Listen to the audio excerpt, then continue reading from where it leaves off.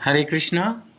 भगवत गीता की इस वीडियो में हम शुरू करेंगे 10वें अध्याय का 41वां श्लोक। इस श्लोक में भगवान कह रहे हैं, तुम जान लो कि सारा ऐश्वर्य, कितना कुछ भगवान ने 10वें अध्याय में समझाया। भगवान कह रहे हैं, तुम जान लो ये सारा ऐश्वर्य, सौंदर्य और तेजस्वी सृष्टियां, ये जो कुछ भी क्रिएशन में दिख रहा है, नेचुरली ये सृष्टि तेजस्वी है। यहाँ पर जो है कि आप देखो कितने सागर हैं, महासागर हैं, द्वीप हैं, है ना, कितने असंख्य तारे, गैलेक्सीज। अब तो साइंस भी हमें इस बारे में ज्ञान दे रही है शास्त्रों के अलावा। तो ये कितनी तेजस्वी सृष्टियां हैं।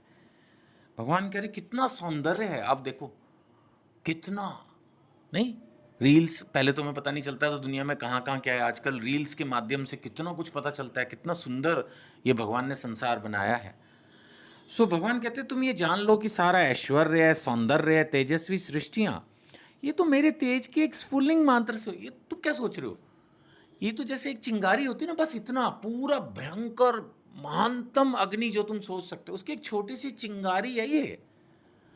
ऐसा नहीं है कि मैंने तुम्हें सारा समझा दिया। भगवान कह रहे मेरी विभूतियों का अंत नहीं है, तो मैंने एक संकेत दिया है। 40वें में क्या कहा? मेरी अनंत विभूतियों का संकेत, एक छोटा सा मैंने समझाया है। ये वैसे है जैसे कि बिरला टाटा आपको किसी एक प्रॉपर्टी में घुमा के लाए और आपकी आंखें फटी रह जाए और कह रहा कुछ भी नहीं है। 100 कंट्रीज में मेरी प्रॉपर्टीज हैं, 1000 सिटीज में मेरी प्रॉपर्टीज हैं। ये तो जस्ट मैंने, और इस सिटी में भी पता नहीं कितनी इनफाइनाइट प्रॉपर्टी, मैंने तो ये तभी आपको सिर्फ एक अपना गेस्ट हाउस दिखाया है और आपको लग रहा है और ये कितना बड़ा है। तो बड़े बड़े, ये तो एक साधारण अंबानी, अदानी, टाटा ऐसे स्टेटमेंट दे सकते हैं। और जो कृष्ण, जिन जो पूरी सृष्टि के, तो वो तो फिर बोलेंगे ही ना कि जितना कुछ बताया तो कुछ भी नहीं है। जस्ट अ स्पार्क, जस्ट एक स्फुल्लिंग, एक छोटी सी चिंगारी है भैया।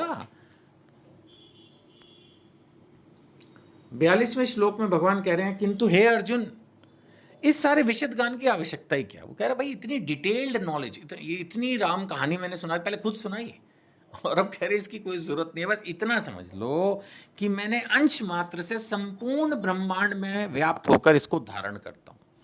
भगवान कह रहे सब कुछ ये समझ लो। देखो अल्टीमेटली हमें गीता की नॉलेज से कंक्लूजन तो यही निकालना है ना कि कृष्ण परम भगवान है। एक बार हमने जब इस बात को समझ लिया तो फिर जो कृष्ण ने कहा उसको फॉलो करेंगे। भगवान की महानता को महसूस भी तो करना है। तब तो जैसे कोई बड़ा आदमी होता है तो वो कोई सिंपल स्टेटमेंट भी देता है तो हमें टच करती है।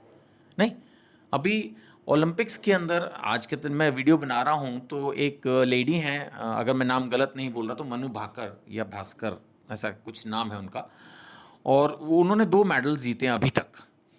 तो उन्होंने स्टेटमेंट दी है कि भाई मैं भगवत गीता पढ़ती थी, भगवत गीता से मुझे प्रेरणा मिली। तो अब आज की तारीख में वो इंडिया की एक प्रोमिनेंट फिगर बन गई हैं, एटलीस्ट कुछ समय तक तो रहेगा। अब वो जो भी स्टेटमेंट देंगी लोग ध्यान से सुनेंगे।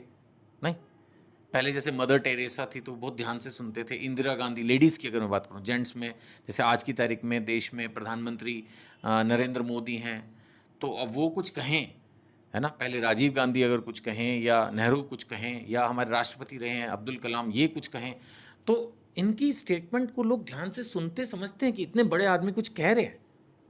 नहीं, क्रिकेट के अंदर जैसे महेंद्र सिंह धोनी है, बहुत महान है, उन्होंने बहुत उपलब्धियां हासिल की हैं और लोग उनकी मैनेजमेंट स्किल्स को लेके बहुत उनको एडमायर करते हैं, प्रशंसा करते हैं। वो कुछ कहें, ये फिर भी मैं कहूँगा साधारण जीव हैं, दिखते असाधारण हैं। कितने फॉलोअर्स हैं इनके, कहीं जाते हैं लाखों लाखों लोग।